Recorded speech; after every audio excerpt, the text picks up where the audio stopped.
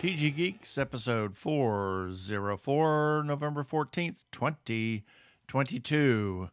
Goodbye, Yellow Brick Road?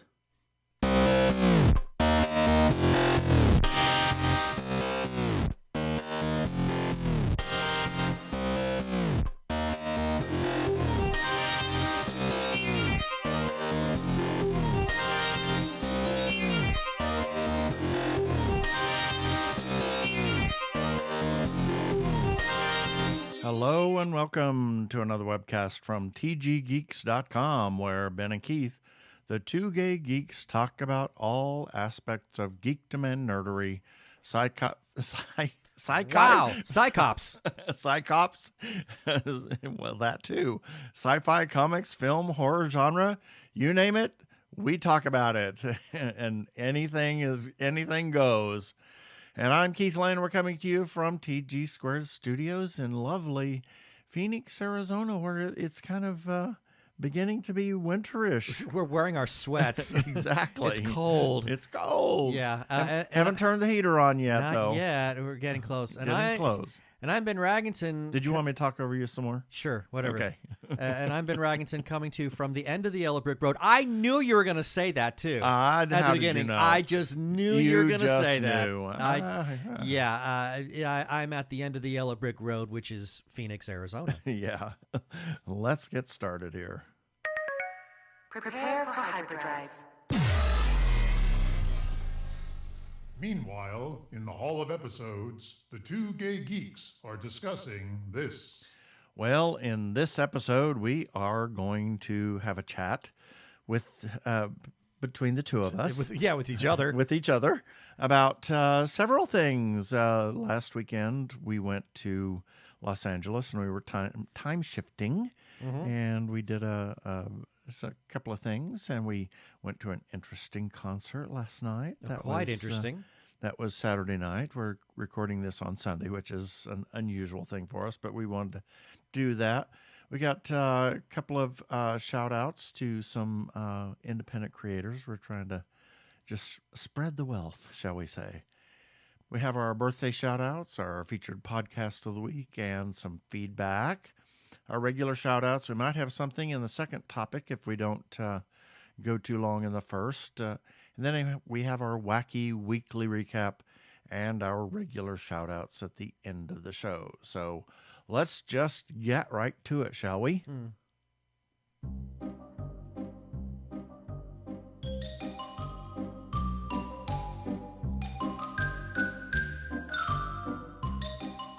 I've lost our other sound. I don't know where it went. I'm listening to anything. Halloween is past.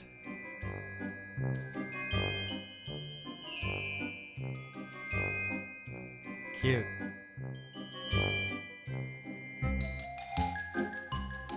Oh, really cute. Do you want me to stop now? Sure. Okay. Yeah. For people listening at home, my husband is using the sound mixer as a musical instrument. There we go. It's always fun. Don't people like that? I don't know. I haven't talked to them about it. I don't know. They haven't said anything. They're not complaining. They just stopped listening. Oh, maybe that's it. I haven't heard any complaints. Yeah, because they just stopped listening. Anyway, well, last weekend we went to Los Angeles, and we actually stayed out by the airport. Now, everything else that was going on was in Santa Monica, which was not too far away. No, I mean, if traffic is okay, it's about 20 minutes. When we figure out how to get there. Yeah, when we finally figured out the easy way to get there instead of taking the crazy way that Maps takes you on 14 different freeways and everything else. But we were able to get around in the LA area. And what we were there for was actually the Los Angeles International Film Festival. This was their third year running. They actually started off and had to do it virtually for the first 2 years. This is the first live in-person that they had. And they chose Montreal Girls by our friend Patricia Chica as the closing night full feature film. Mm-hmm. So it was really kind of neat to see the film again on the big screen and to see the reception. They actually were scheduling it at one theater, which was the much smaller theater, and they sold out immediately. Yeah. So they moved it into a bigger theater, and they sold that one out too. So it was really interesting. They also had the Canadian delegation there. I can't remember. I don't all know of their the titles. No, it's too complicated, but it seemed important. It was a really big deal for those from. It was ministers from Quebec and some of the other places around there that were located in the Los Angeles area for cultural as well as trade and et cetera. So it was a huge deal for Patricia to have that, and then be the second showing of this film at a big film or a pretty well-known film festival at this point. They did real well online, and everybody was just so gracious and wonderful, and it was great to be there. You want to say anything about that? I can't waxing think of, on. I really can't think much of anything else to really add. It was great being able to reconnect with many of the cast who were there, and we actually met some new cast. Well, not new cast, but there were some people that were part of this movie that we had not met at CineQuest in San Jose. Right. Got to meet them. And of course, it's always great to get together again with Rebecca and her co-writer Kamal. Patricia and her co-writer. What did I say? You said Rebecca. Rebecca. Well, sorry. It was nice to see Rebecca too. I got that wrong. I'm sorry. Rebecca, the film festival doctor. She was also there, and we bumped into her several times. That's why I got a little confused. I meant to say Patricia and her co-writer Kamal.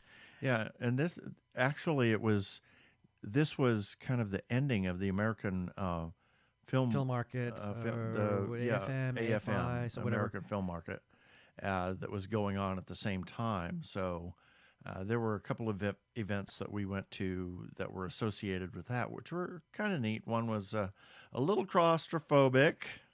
Well, I think they may have exceeded the fire marshals. Well, I kind of have. This was supposed to be some sort of a social mixer kind of deal. Yeah, put on by Netflix. Yeah, which felt like it was turning into a rave. Yeah. It was pretty insane. I think the facility was far too small to handle all those people. But then I think they had too many people. I think they had too many people. I'm convinced, looking around and listening to the conversations, what little I could hear, I'm convinced that the people in the Hollywood area that just simply like to crash parties, they were all there. Probably. They found a way to get onto the VIP list, therefore they were able to get inside. Yeah. I heard very few conversations between people about what they were doing in terms of film. Other than Rebecca, she was. Well, I heard working all weekend. Yeah, Rebecca was working, but I did hear another pair of people before we were chatting with Rebecca. I did hear a couple of other people talking about what projects they were working on, but everybody else was simply talking about what new thing they were doing. In terms of, I bought a new car, or I'm living in this house now. I'm like, okay, sure, whatever. So yeah, I think maybe too many people were at that event, so we didn't stick around that very long. Yeah, unfortunately, everybody showed up afterwards, but that was okay. Yeah, oh well. And then Saturday night we had tentatively we were supposed to do some kind of dinner with everybody, but that didn't happen. Didn't quite pan out. Yeah. So we had dinner with DaVette See and Rob See, her husband, and had a fantastic time. Had a great time because DaVette's from my hometown as well. So we got to catch up on some things and catch up on just everything, meet Rob finally, and have a great dinner at the Smokehouse. It's one of our favorite places we had in LA to eat there. Had to eat there. We got there early. So we took an Uber, so there was no improper driving. Yeah. Good thing, too, because we imbibed. And that was an expensive Uber. Very. Yeah, well, Oh, well. considering It is what where it we were is. driving It's from Los and driving Angeles. to. I mean, Exactly. from near the airport up to Burbank. Yep. Yeah, that's a haul. Yeah. But oh well. Yeah, we finally decided, okay, schedule this Uber, because I would check every 10 minutes, and it was going up like $10 or $15 every 10 or 15 minutes. Ew. You know, I said, okay, we gotta go. We gotta go. We gotta go. But yeah, had a great time. Had some. I loved how we were able to kind of mess around with the bartender. Oh yeah, He had a great sense of humor. yeah, He was great It was fun. great. We got there early, so Yeah. we sat there and had a couple of drinks, and then Watch the World Series. yeah. Well, was it?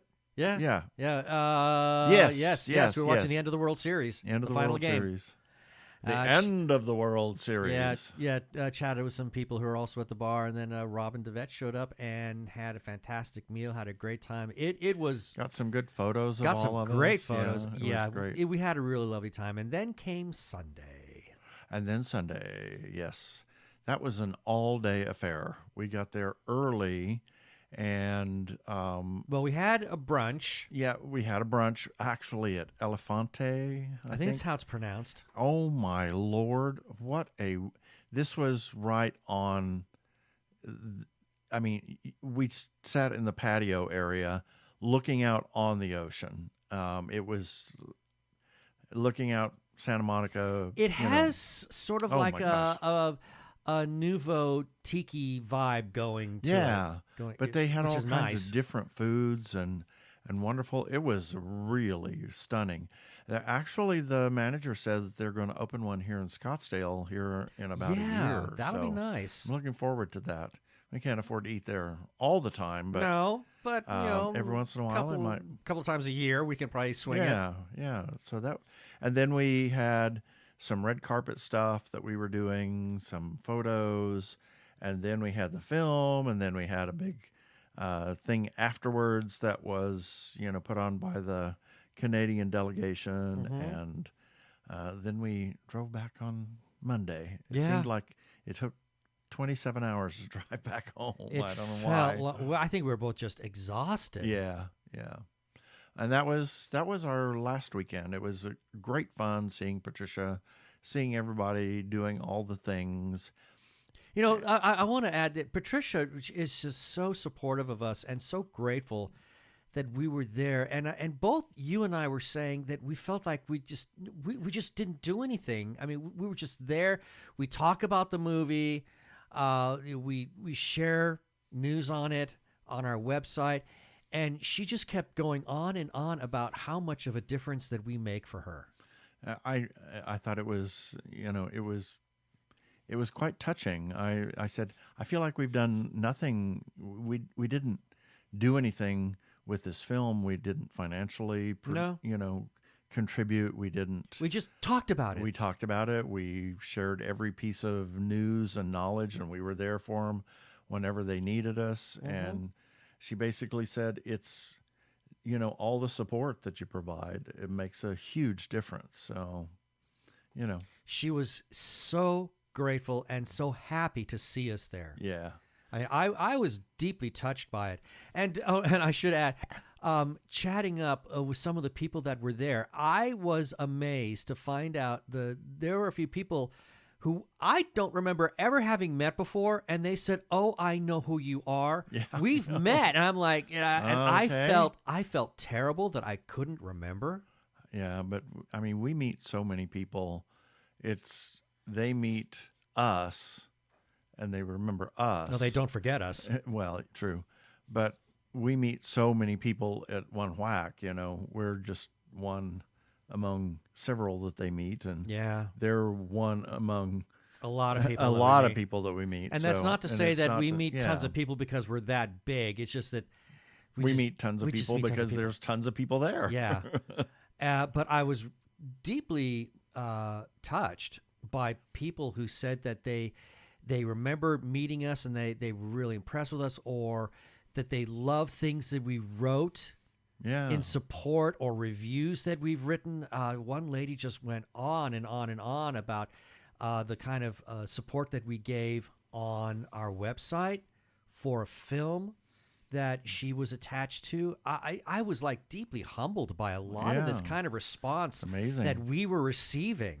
And we got to meet Eileen Dietz. Yeah. We that was a treat. interviewed her. She's, classic horror person. She hates the term Scream Queen, so she likes to call herself the Queen of Scream. The Queen of Scream. Yeah, she coined that one. Yeah. And that was kind of our weekend. It was a lot of fun. We came back, and had to go back to work. Yeah, back to our real lives. Yep. And then last night, Elton John, the farewell Holy Yellow Brick cow. Road tour. Holy cow! My God, what a show! It was incredible. I bought VIP tickets like a year and a half ago. Yeah, because the concert got postponed. Yeah, once if numerous not twice. Times, yeah, and so it was kind of interesting, and to see the different levels of what people paid for tickets. I mean, there were some the front row tickets. This was at the baseball stadium, so down at the end is where they put the stage, and everybody, so the seats were turned towards home plate. Yeah. But you had to kind of twist in your seat. And yeah, because the stage is located, I want to say, like way back behind where second base would be. Oh, yeah. It's actually at the outfield. Yeah. In this home run zone. Yeah, somewhere between second and third base, towards the back of the stadium. I think. It's actually at the back of the stadium. Yeah, that's what I'm saying. At the back of the stadium, yeah. Not between second and third base. Well, I'm just giving lines, angles. I see. Okay. Yeah. You're confusing me. Sorry. Anyway. But it was a pretty huge stage with the Jumbotron and then the Jumbotron on either side of the Jumbotrons. Yeah, 3 Jumbotron screens. It was just unbelievable. And the stage was all decked out, and it was the place was pretty much full. It was full. The bleacher seats were empty, obviously, because you couldn't see. They were not sitting anyone there. And Elton had a piano that moved on wheels. I mean, literally, he would be playing, and it was like operated remote control. It would just move from one side of the stage to the other. It was wild. Yeah, he came out, and I mean, first we were sitting there and taking all kinds of pictures and this and that and the other, and several people posted, "Oh, we're here. You're here too? Oh my gosh." So it turns out a lot of people that we knew here in the Phoenix Valley were at that show. And this is his farewell tour. He had, I think, 2 gigs or 2 or 3 shows in Los Angeles, and that's it. Oh, well, he said that his final concert is going to be in Stockholm. Oh, is it? Okay. Yeah, that's the final show. Yeah, I think the LA is the last. Probably the final U.S. And he came out in, dressed obviously in some garb that he put together, and it was wonderful. It was a tuxedo-ish. It was kind of a flashy, blingy tuxedo. He doesn't do all the like. Okay, crazy I'm going to say the garish, outrageous stuff that he did. He auctioned off all of those clothes years ago for charity. So what he wears now is comparatively more conservative, but it still has a lot of pizzazz to it. Yeah. And the first couple of songs, I think the first song that he did was Benny and the Jets. Benny and the Jets. Now, obviously that was a huge hit for him. And I think you could kind of see it on his face that it's like, okay, here we go on this concert, and he's playing and he's singing. And as the crowd began to respond to his playing, you could see him being bolstered by that. Well, and then he was warming up, and then by the third song, he was all out just singing and playing. He was kind of subdued the first couple of songs, but then it was like no holds barred. From the third song on, oh my God, He was on a scale from 1 to 10. He was at an 11. He really was for the remainder of the show. It was an incredible concert. It was absolutely fantastic. I never thought I would see him in concert. No, I didn't know. He was he really was amazing. Yeah. The songs that he pulled out. I mean, he pulled a couple of deep cuts that I did not expect to hear. Some stuff that I had never heard before in my life. Songs that I have not heard in forever, and I was really impressed with the quality of his voice. Yeah. And he sounded to be in great shape. The falsetto isn't quite as bright as it once was, and like he was in the 70s, but he still kind of went for some of those notes. But his upper chest voice, his upper chest range, sounded fantastic. And you could see he was truly enjoying himself. Oh, yeah. I mean, after the response from the audience, he was really, really, ready to go. And then he said... Well, he said something that kind of that I caught. After about the third song, he then starts addressing the audience, and then proceeded to say, that he had been, Phoenix for a couple of days, and he performed there on Friday night, and he said, "You guys are beating them."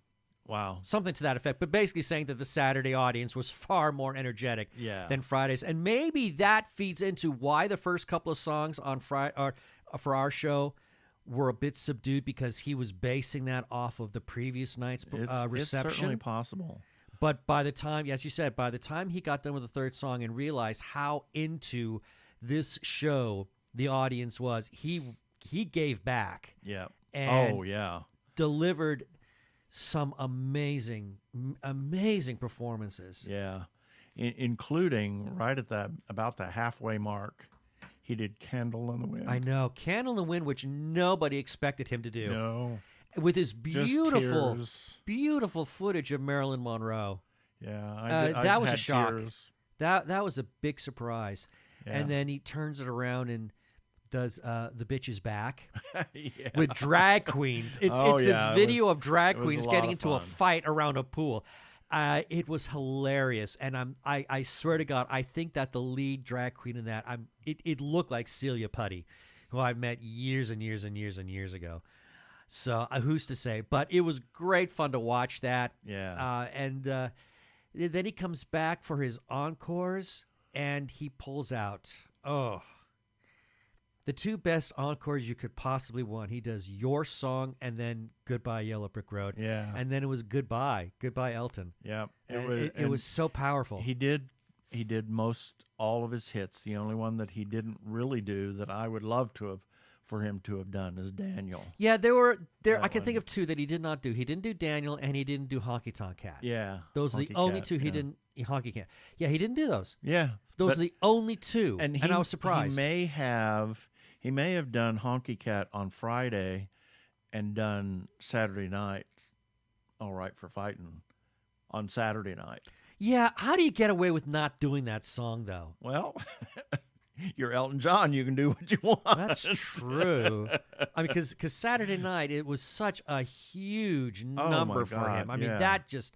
That I could not turn anywhere on the radio dial growing up and not hear that song. It was massive. Yeah, it was a fabulous show. It truly was.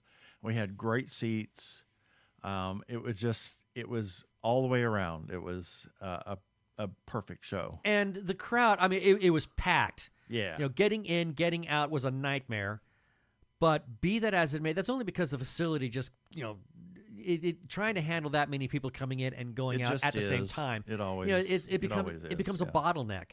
But that aside, I thought the audience was fantastic. Yeah. Very well behaved audience. Yeah, they were all there for Elton. It was a love fest almost. Exactly. I mean, it was great.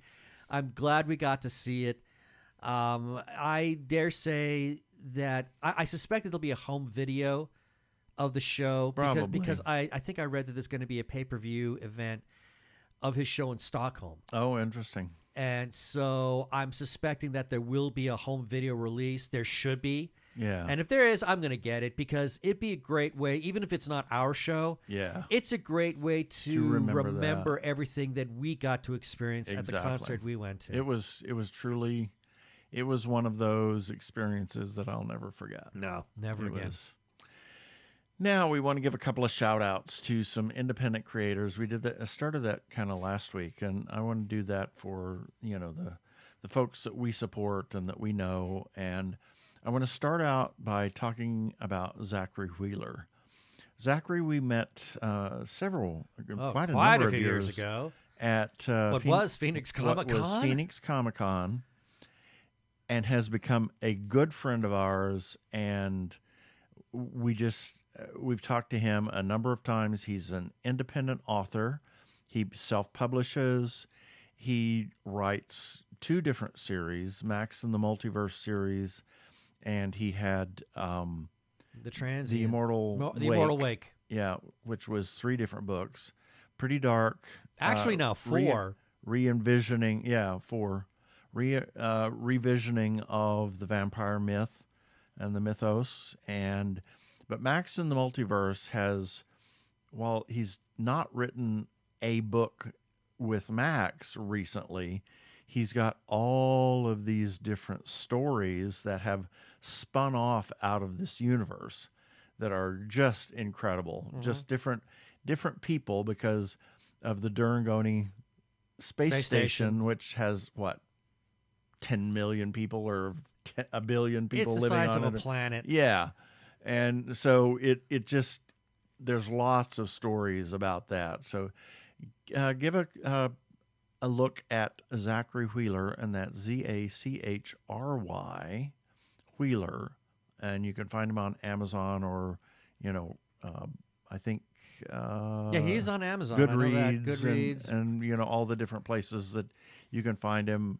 You usually on Amazon, some of those stories, out of the Durangoni station, they occasionally run at 99 cents. Yeah, they're very inexpensive. Very inexpensive. And I would say, I would suggest you can read those without having read Max and absolutely. The Multiverse. And the great thing is, if you like funny science Douglas fiction, Adams funny. if you liked Douglas Adams, if you're a fan of his Hitchhiker series, you have got to read the Max and the Multiverse books, because they are outrageously funny, and I have said that Zachry Wheeler is the heir apparent to Douglas Adams. Exactly.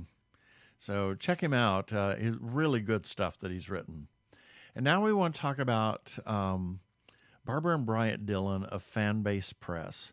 These 2 are terrific human beings. Oh, yeah. They are supportive of independent creators. In fact, they're an independent publishing house. They publish, they go to great lengths to find inclusive, representative, underserved communities and publish their works. They do a lot of research when they get ready to publish something. They're not going to publish something that's just to publish it and get it out there. They do a lot of work. They do a lot of work promoting it. Wow. It's just unbelievable. Mm-hmm. They've got several things. Go to fanbasepress.com. Barbra and Bryant are on Facebook as well as Twitter. Fanbase Press on Twitter. It's fanbase_press, I think, I believe theirs. So. Yeah. Because there's another Fanbase Press. But look for Fanbase Press. They are an incredible organization. Check out some of the stuff that they've done. There's a number of things that they've published that are just incredible. So check out Fanbase Press and Barbra and Bryant Dillon. They're wonderful people. Just, you can't go wrong with them. Mm-hmm. And their stuff is quality. It's good stuff. Yes. And I think that's kind of it for, we've run way over here. So we're just color going me to shocked. Move right along here. Hey guys, my name's Gigi Edgley. I play Tiana on Farscape, and I'm the host of Jim Henson's Creature Shot Challenge, and you're listening to the Two Gay Geeks. Big love.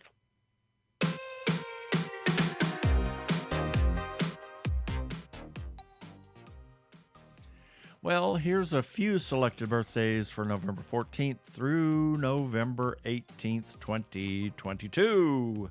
November 14th, Aaron Copland was an American composer, composition teacher, writer, and later a conductor of his own and other American music. Copland was referred to by his peers and critics as the Dean of American Composers.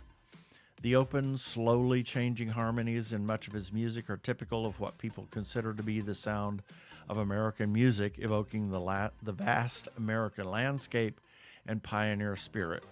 He is best known for his works he wrote in the 30s and 40s in a deliberately accessible style, often referred to as populist, in which the composer labeled his vernacular series.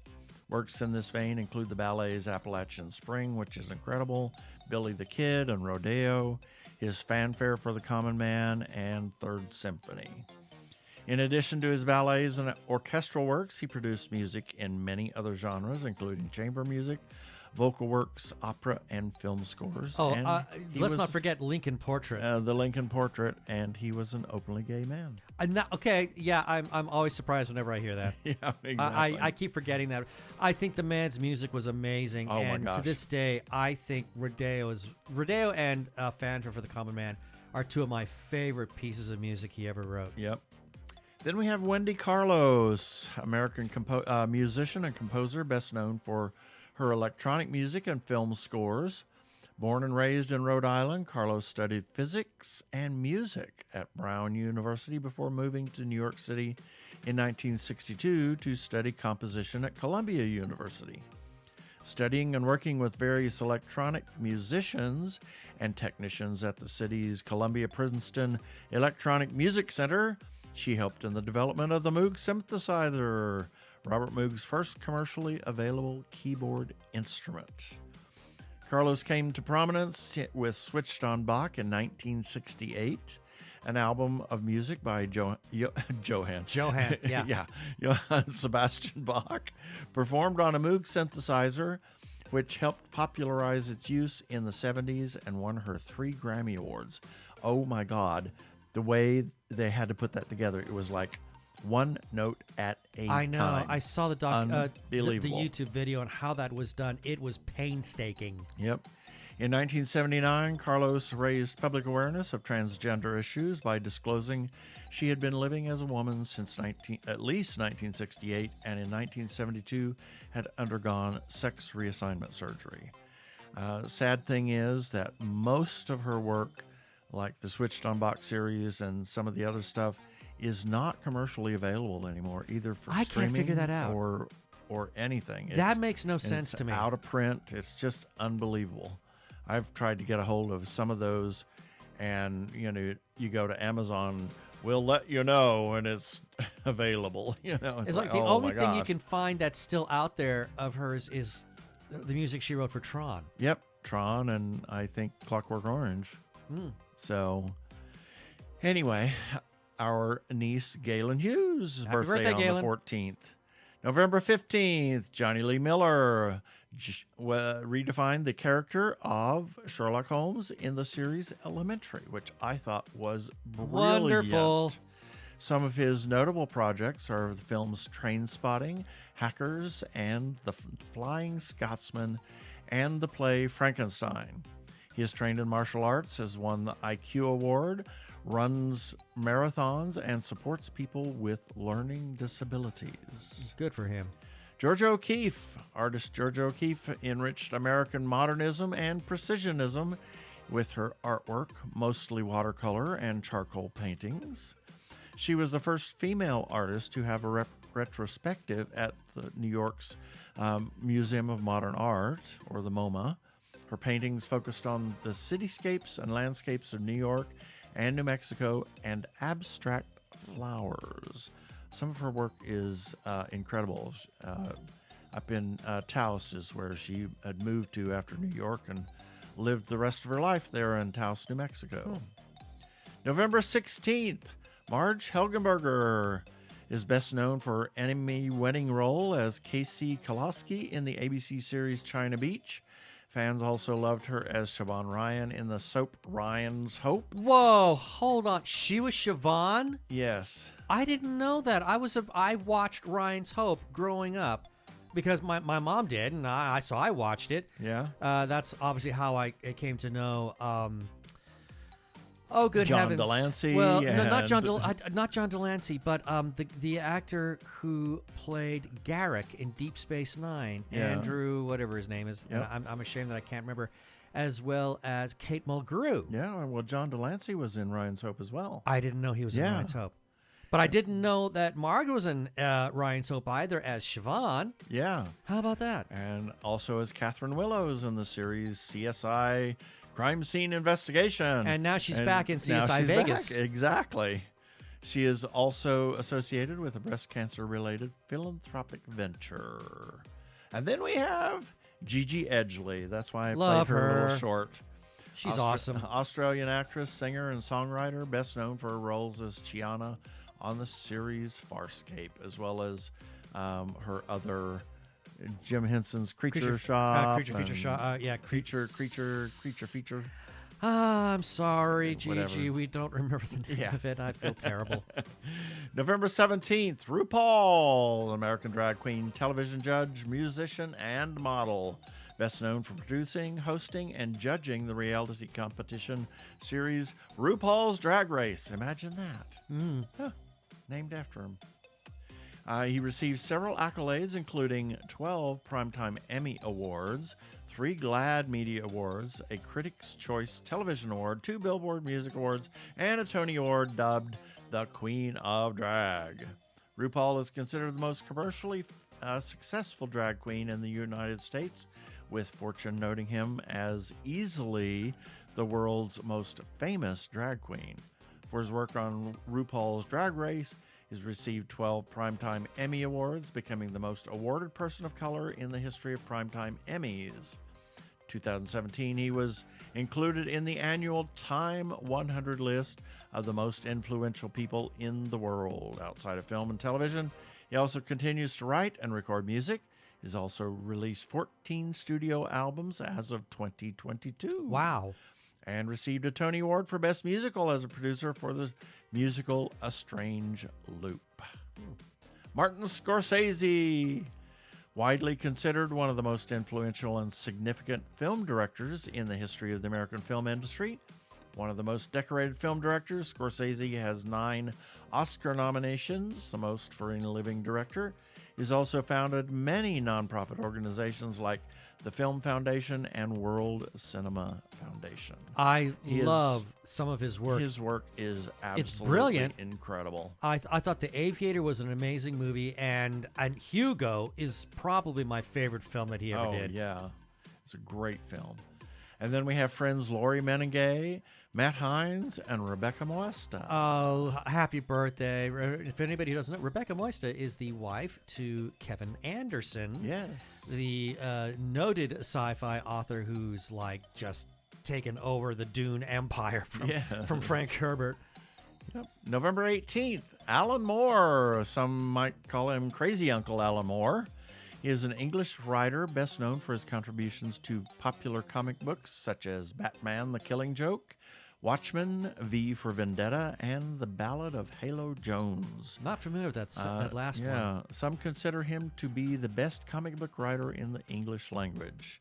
His works have influenced several literary and television figures such as Damon Lindelof, Joss Whedon, the Wachowskis, and Neil Gaiman. His stuff is very hard to film, and to my knowledge, the only people who've been able to pull it off are the Wachowskis. Yep. With V for Vendetta. Absolutely. I think it's a brilliant film, even though he won't have anything to do with that film. No, but I think they did a fantastic job at bringing it to the screen. And then we have Louis Daguerre, remembered for his invention of the daguerreotype, or the first process of photography, which could develop pictures in just 20 to 30 minutes. Wow. Per each. Louis Daguerre had humble beginnings as a revenue officer and then an opera scene painter. He was also instrumental in setting up the first diorama theater. Then we have friends Donald Black and John Kittlesworth. Happy birthday. November 19th, Jodie Foster, American film actress and filmmaker.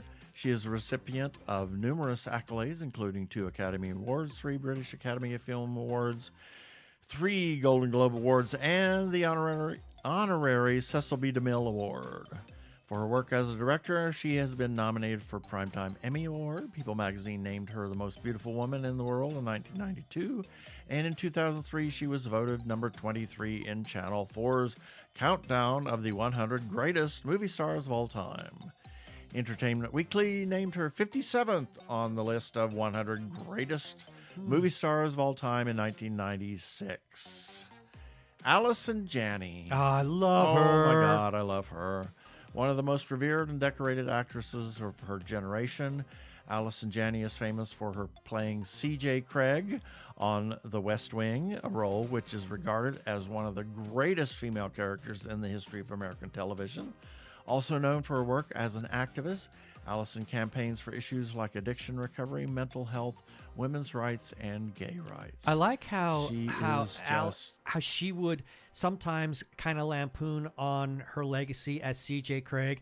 I remember seeing a YouTube video where she actually came out at a White House press briefing. Yeah, pretending to be CJ, but she was actually there for a legitimate reason. But she kind of just she goes off on the spiel, and what was great is that everybody in the press room just they caught on to it really quickly, and they started asking her questions about President Bartlett.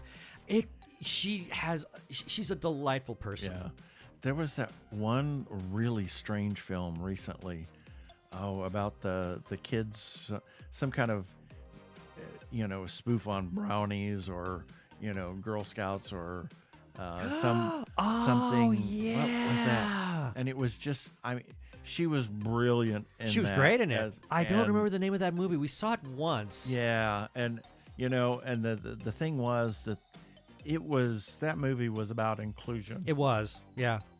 Across the board. Fantastic film. There was this little kid who, oh my God, he was so gay. It was screaming. Just screaming. And, she was right there, and for everybody in that whole little troop of misfits, it was the misfit troop. Yeah. Of the sun gods or some damn something. Yeah, I can't remember. It was great. It was a great movie. She was fantastic in it. Yeah. And she, kind of came to terms with some of her own stuff in the whole process. I suppose so. It was great. And then we have a friend of ours, Brigitte King. Happy birthday, Brigitte. Happy birthday, Brigitte. November 20th, Benoit Mandelbrot, noted mathematician and polymath, is perhaps best known for his work on the fractal, and that's fractal geometry. He not only coined the term, but also used computer-constructed images to illustrate the mathematical definition, also credited with discovery of the Mandelbrot set and Mandelbrot law. He established that even those things with apparently chaotic or rough had a degree of order. So it's kind of interesting to say, there is some order in the chaos. There's order in the chaos, yes. Yeah.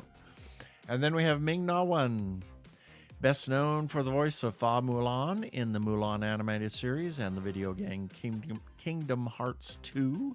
Fans also loved her as Melinda May in the Agents of S.H.I.E.L.D., and Dr. Jing Mei, Deb Chen in ER, and as Rachel Liu in Inconceivable. Then we have friends of ours, Chris Farlander, Eugene Glover, and Dr. Judith G. Wolfe. Happy birthday. And that's it for the birthdays this time.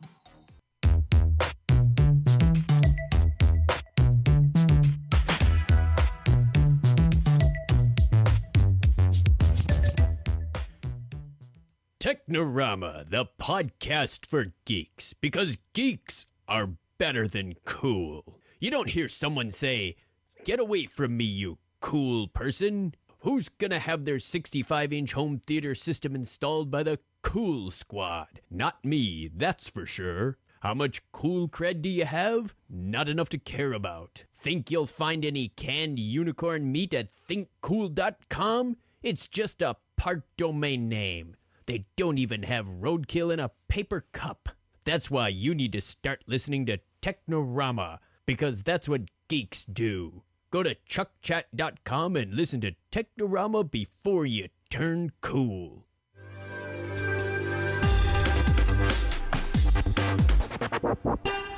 Go give a listen to our friends Chuck and Craig over at the Technorama podcast. I'm Daniel Radcliffe, and I believe that reaching out for help is the bravest thing a person can do. If you are struggling and need support, call the Trevor Lifeline at 1-866-488-7386. It's free and confidential, and trained counselors are there to listen 24/7 without judgment. To learn more about the Trevor Project's life-saving work for lesbian, gay, bisexual, transgender, or questioning young people, go to thetrevorproject.org.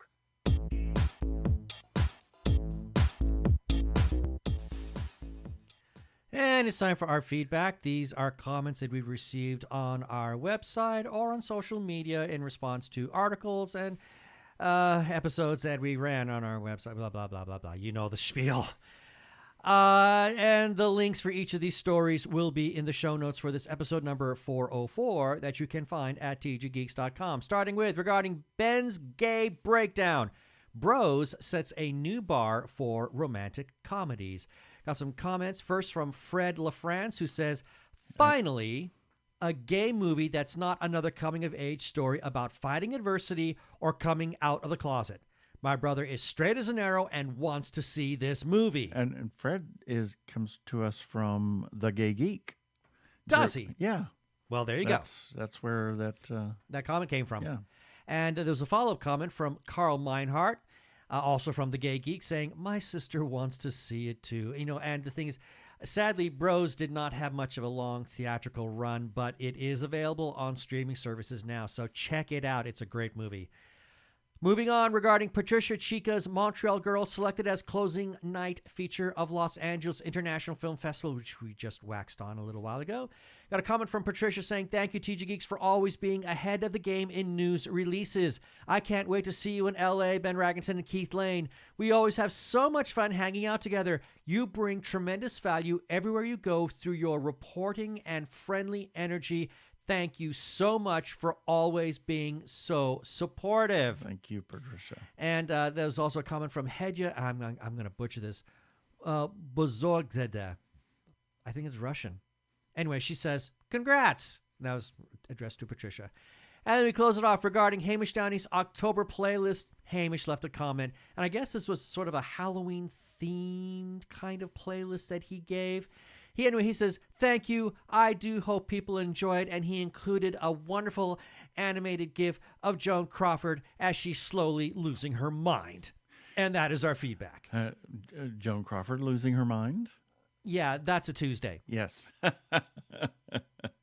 If you want to leave a comment, you can do that on our Facebook page, Twitter, or Instagram, or directly on tggeeks.com. Or if you want to leave a comment on an episode, you can do that on YouTube. And you can get a shout out on a future episode just like these folks did. If you want to, you can leave us a voicemail on our voicemail line, our listener feedback line. We'll play that on air, and you can be famous just like us. You can call 469-TG-GEEKS. That is 469-844-3357. And as always, please play nice. For more than 2 decades, Judy and Dennis Shepard have honored their son Matt by working to erase hate around the world. The Matthew Shepard Foundation honors his legacy by inspiring the good work of activists, teachers, artists, and legislators, and everyday LGBTQ+ folks and their allies. Join us today in helping to erase hate. Visit MatthewShepard.org. Thank you to NBC Comcast Universal for that spot.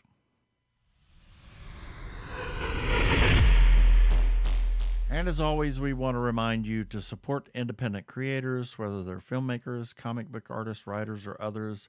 Visit them at the cons, the book fairs, everywhere you can find them. Check out their Etsy pages, their web pages, their Facebook pages, anything else. Chat them up, chat other people up about their stuff, buy their stuff.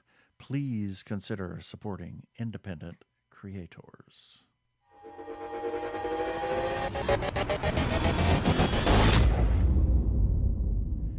If you are trans or are questioning your gender identity, and if you are in crisis or are feeling isolated and need someone to talk to, or you know of someone in a similar situation, there is a special hotline just for you. The hotline is provided by translifeline.org and staffed by trained counselors who are transgender themselves. The hotline in the U.S. is 877-565-8860. In Canada, it is 877-330-6366. Or you can go to translifeline.org to learn about the important work they are doing. Please reach out for help. You are not alone. Yeah, baby. They're like two gay geeks. They're together, you know. They're two gay guys and they're geeks. Is that okay?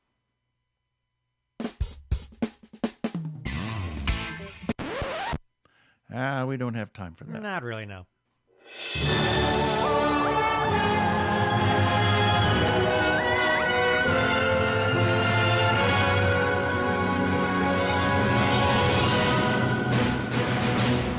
And it's time for our weekly review. These are items that we ran on our website this past week at tggeeks.com, and the links for each of these will be in the show notes for this episode, article number 404, that you can find at tggeeks.com, starting with Sunday, November 6th, Nerdy Chupacabras number 125. On Monday the 7th, TG Geeks episode number 403. On Tuesday the 8th, Zootopia Plus premieres on Disney Plus November 9th. On Wednesday the 9th, Apple Original Films Spirited, available on November 18th. On Thursday the 10th, Andrea's Angle, Salvatore, Shoemaker of Dreams, visually stunning. And on Friday the 11th, Hamish Downey's new sushi number 135, Morsels of News from Japan and beyond. And that is what we ran on our website at tggeeks.com.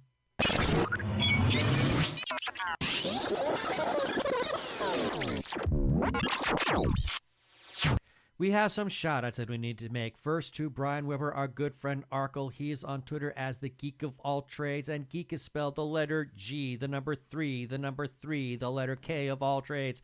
He's listed there as Brian the Ampersand List YouTuber.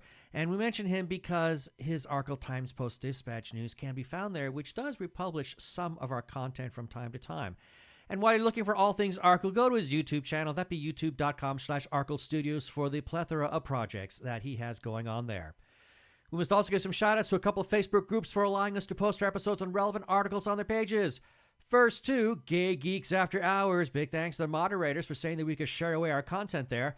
Their URL is facebook.com/group/Gay Geeks After Hours. And then to The Gay Geek for also allowing us to share our lovely stuff there. And their address is facebook.com/group/The Gay Geek. And as always, we give special thanks to their moderator, Jeremiah Reeves. Thank you, Jeremiah. Other places we can be found are Spotify, TuneIn, Stitcher, Amazon Podcasts, as well as where other fine podcasts can be found. Also, check us out on Sci-Fi Radio at 3 a.m. and 3 p.m. Pacific Time on Tuesdays for a replay. Listen to their other content. They are a 24-hour geeky internet radio station. Please rate us and review us on iTunes, and don't forget to subscribe to our YouTube channel.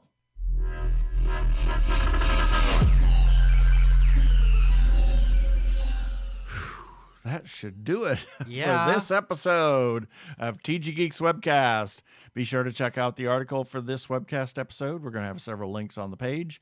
And remember, you can comment on our Facebook page or our website, tggeeks.com, or you can leave a voicemail at 469-TG-GEEKS. That is 469-844-3357 from TG Squared Studios. I'm Keith Lane. Thanks for listening. Live and be your authentic self, no matter what the world tells you. Please be kind to yourself and those around you. Stay safe, wear a mask, get vaccinated. Peace. Cheers, Yellow Brick Road.